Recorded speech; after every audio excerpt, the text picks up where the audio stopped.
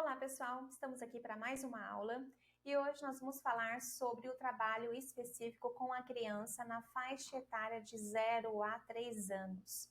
Bom, quando a gente fala de estágio, né, e quando a gente fala do trabalho com a criança pequena, é fundamental vocês terem essa percepção de que a faixa etária, o desenvolvimento de cada faixa etária, ela é diferente.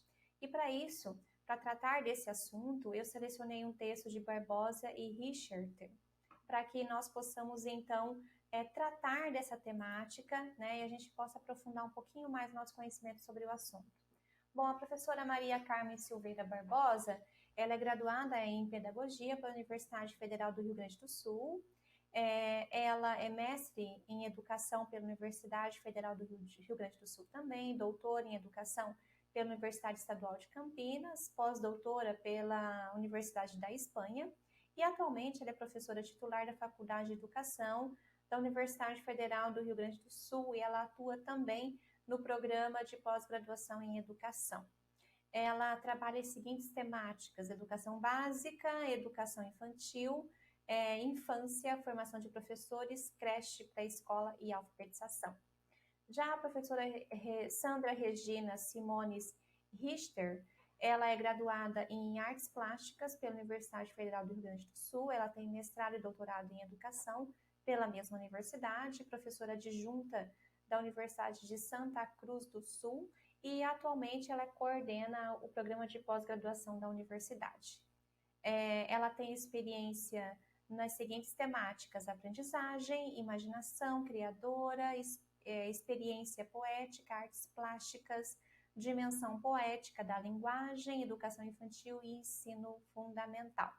Bom, as autoras, vocês percebem que são autoras de áreas distintas, né? Embora sejam licenciaturas, mas de áreas distintas, justamente para que a gente possa refletir de uma forma diferente sobre o desenvolvimento da criança pequena, né, nessa faixa etária de 0 a 3 anos. E para iniciar, as autoras nos trazem o seguinte posicionamento. Quando tratamos das propostas curriculares que abordam a educação de bebês e de crianças pequenas, nós temos uma situação muito complexa, né? E também nós temos uma situação de quase inexistência de estudos, de pesquisas, de publicações que abordem essa temática. E eu já disse isso em aulas anteriores para vocês.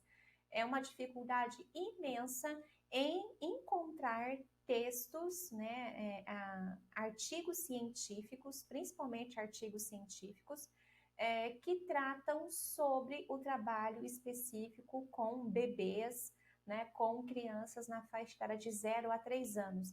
A relação da teoria com a prática. É muito difícil encontrar textos dentro desta temática, tá? Então, esse é um dos pontos que vocês precisam ficar sempre atentos. E algo muito importante que as autoras nos trazem, que os saberes cotidianos, eles são conhecimentos da experiência, do corpo, da cultura e da vida. Então, foram eles que estabeleceram as bases para a sistematização e, posteriormente, a legitimação dos conhecimentos científicos.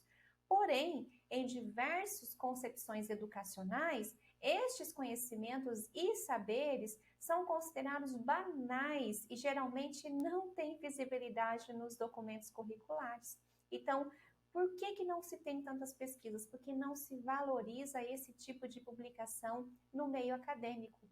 Uma pena, né? E contraditório, não é mesmo? Já que nós temos vários cursos de licenciatura e que, obviamente, tem as disciplinas de estágio e precisa relacionar a teoria com a prática, né? Então, é preciso sempre lembrar que as crianças pequenas, né, os bebês, eles aprendem por meio do corpo, dos gestos dos nossos corpos, né? E também por meio do desenvolvimento das suas mentes, das suas emoções. Então, a partir da ação do corpo no mundo, né, da fantasia, da intuição, da razão, da imitação, das emoções, é que ocorre o aprendizado da criança pequena. Então, as crianças, elas produzem seus conhecimentos, instaurando significados e também construindo narrativas sobre si mesmas e sobre o mundo que as rodeia, né? Então, pensar e propor o currículo para e com as crianças pequenas é favorecer um percurso de ingresso e também permitindo a disseminação da cultura. Então, quando a gente fala da formação da criança pequena, a gente precisa sempre lembrar que o estabelecimento do vínculo afetivo é fundamental. Então, a criança se sentir acolhida no espaço em que ela está, ela contribui para o seu bom desenvolvimento naquele espaço, naquilo que está sendo proposto para ela.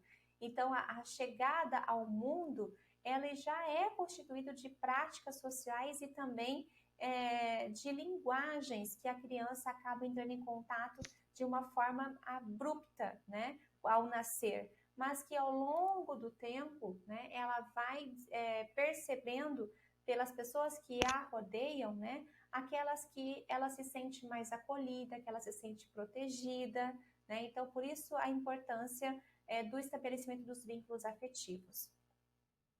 As crianças pequenas, elas apreendem o mundo através das suas práticas culturais. Então, é a partir daquilo que elas fazem, que elas veem, que elas ouvem, que elas falam, é que elas vão adquirindo, então, conhecimento, né? Então, elas vão adquirindo, então, o hábito da higiene, de se alimentar de forma adequada, né? Do fazer o carinho, do receber o carinho, do dialogar, né? Fazer uso da língua falada, né, do aconchego, né, da afetividade, da forma como ela se sente segura, com quais pessoas ela se sente segura, ela tem confiança. Então, essas ações, elas devem ser sempre mediadas pelas linguagens, né, pelas crianças que complementam a sua inserção cultural, tá? Então, portanto, é fundamental nós lembrarmos que as crianças pequenas, elas têm como percurso curricular dentro da creche tudo o que a rodeia, tudo o que acontece acaba sendo um momento de aprendizado para a criança pequena, né? Então, é fundamental que a gente, dentro do espaço da educação infantil, nós possamos promover o desenvolvimento da língua oral. Então, estimular ao máximo a criança a fazer uso da oralidade, né? E é na pré-escola em que isso se aguça muito mais e que se começa então a se tornar pertinente a aproximação com os conhecimentos científicos. Aí o processo inicial da alfabetização e do letramento, né? Então, nessa trajetória tão lúdica, porque deve ser uma trajetória muito lúdica para a criança, né? Com o processo de brincar e permeando todo esse processo de aprendizagem.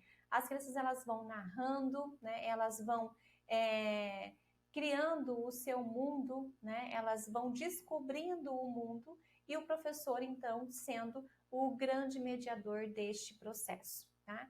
Então, as práticas sociais, como a alimentação, as brincadeiras, as relações sociais, a higiene, né? Os cuidados com o corpo, os movimentos, tudo isso faz com que as aprendizagens elas sejam significativas para a criança e ela possa evoluir, melhorar a cada dia, né, a sua forma de ver, enxergar e de lidar com as coisas que a cerca, né? Então, todo e qualquer momento em que a criança está ali, seja no ambiente educacional ou seja em casa, é um momento de aprendizagem para a criança.